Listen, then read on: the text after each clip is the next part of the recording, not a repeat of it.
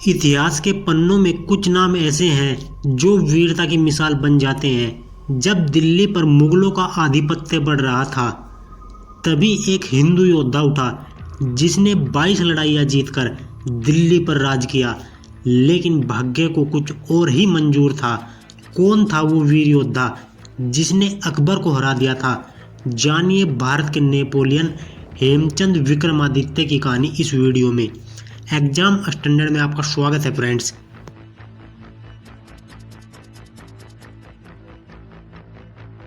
साल 1556 की एक सुबह दिल्ली की गलियों में हलचल थी।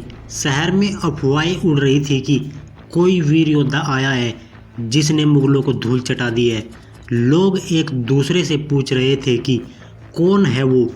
क्या फिर कोई एक नया सम्राट दिल्ली की गद्दी संभालने वाला है? यह कोई और नहीं बल्कि हेमचंद विक्रमादित्य था, जिन्हें लोग हेमू के नाम से जानते थे। वही योद्धा था जिसने अपनी वीरता से दिल्ली के तख्त पर कब्जा कर लिया था। पर यह कहानी केवल दिल्ली जीतने की नहीं, बल्कि एक ऐसे योद्धा की है जिसने अपनी बुद्धि, साहस और अड़िग संकल्प से इतिहास में अपनी जगह बनाई थी। हेमचंद्र विक्रमादित्य का आरंभ एक साधारण व्यापारी से एक महान योद्धा तक। हेमू का जन्म अलवर के एक सामान्य परिवार में हुआ था। उनके पिता मसाले और अनाज का व्यापार करते थे, लेकिन हेमू की रुचि किताबों और युद्ध में थी। बचपन से ही वे तलवारबाजी, घुड़सवारी और रणनीति में निपुण होते गए। धीरे धीरे हेमू की प्रतिभा ऐसी चमकी कि शेरशाह सूरी के उत्तराधिकारी आदिल शाह ने उन्हें अपने दरबार में बुलाया और अपना सेनापति बना लिया। आदिल शाह ने हेमू को प्रधानमंत्री का दर्जा दिया था और उन्हें मुगलों के खिलाफ मोर्चा संभालने को कहा। हेमू ने अपने जीवन में 22 युद्ध लड़े और हर बार विजयी रहे। चाहे राजपूत हो, अफगान सरदार हो या मुगलों की टुकड़ियां, हर किसी को उन्होंने अपनी तलवार के आगे झुका दिया। उनकी सेना में राजपूत, अफगान और हिंदू योद्धा थे जो उनके नेतृत्व में अपनी जान की बाजी लगाने को तैयार रहते थे। 1556 में जब हुमायूं की मृत्यु हुई तो मुगल सल्तनत में हलचल मच गई। हुमायूं के बेटे अकबर को सम्राट घोषित कर दिया गया, लेकिन वह उस समय केवल 13 साल का था। यह देखकर हेमू को लगा कि अब समय आ गया है कि दिल्ली को फिर से हिंदू सत्ता के अधीन लाया जाए। हेमू ने अपनी सेना लेकर आगरा और दिल्ली की ओर कूच किया। उनकी ताकत और चतुराई के आगे मुगल सेनाएं टिक नहीं सकी। उन्होंने एक के बाद एक कई किलों पर कब्जा कर लिया, फिर दिल्ली पर धावा बोल दिया। मुगलों के गवर्नर तारदी बेग ने कड़ा मुकाबला किया, लेकिन अंततः हेमू की सेना के सामने टिक नहीं सका। दिल्ली के लाल किले में जब हेमू का राज्याभिषेक हुआ तो उन्होंने विक्रमादित्य की उपाधि धारण की। यह एक ऐसा क्षण था जब भारत में एक हिंदू शासक फिर से दिल्ली के सिंहासन पर बैठा था। पर इतिहास ने उनके लिए एक और इम्तिहान रखा था। दिल्ली जीतने के कुछ ही हफ्ते बाद अकबर और उनके संरक्षक बैरम खान ने दोबारा हमला करने की योजना बनाई। 5 नवंबर 1956 यह वह दिन था जब पानीपत की दूसरी लड़ाई हुई। हेमू की सेना शक्तिशाली थी और वे पूरे आत्मविश्वास के साथ युद्ध में उतरे।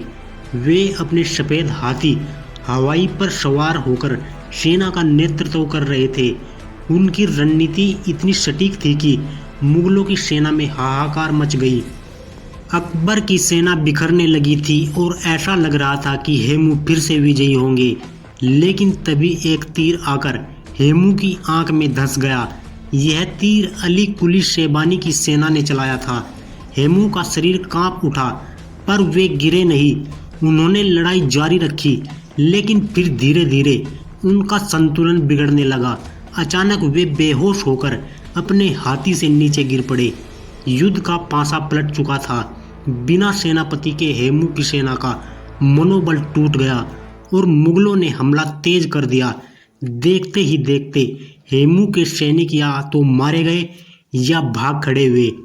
हेमू को बेहोशी की हालत में अकबर के सामने लाया गया। बैरम खान ने अकबर से कहा, ये हिंदुओं की ताकत का प्रतीक है, इसे खुद खत्म करो।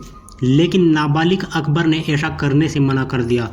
तब बैरम खान ने अपनी तलवार उठाई और एक ही वार में हेमू का सिर धड़ से अलग कर दिया।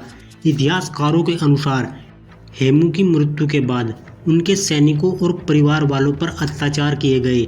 कई हिंदू योद्धाओं को पकड़कर इस्लाम अपनाने पर मजबूर किया गया और न मानने वालों का सिर काट दिया गया। अगर हेमू की आंख में वह तीर न लगता तो शायद भारत का इतिहास कुछ और होता। वे एक ऐसे योद्धा थे जो अपनी रणनीति और पराक्रम से दिल्ली की गद्दी तक पहुंचे थे, लेकिन अफसोस इतिहास में उनका नाम उतना दर्ज नहीं हुआ जितना होना चाहिए था। कुछ लोग उन्हें भारत का नेपोलियन कहते हैं, लेकिन सच्चाई यह है कि हेमू की कहानी किसी भी महान योद्धा से कम नहीं है। वे गिरे, लेकिन उनकी वीरता और संघर्ष की गाथा अमर है। हेमचंद विक्रमादित्य की वीरता को भुलाया नहीं जा सकता। अगर वह पानीपत की दूसरी लड़ाई जीत जाते तो शायद भारत का इतिहास कुछ और ही होता। आज भी उनका नाम वीरता, बलिदान और शौर्य की मिसाल के रूप में लिया जाता है। क्या आप मानते हैं कि इतिहास ने हेमू के साथ न्याय नहीं किया? अपने विचार हमें कमेंट बॉक्स में बताएं। इस वीडियो को लाइक करें, शेयर करें। मिलते हैं ऐसी ही रोचक ऐतिहासिक नेक्स्ट वीडियो में। तब तक के लिए धन्यवाद।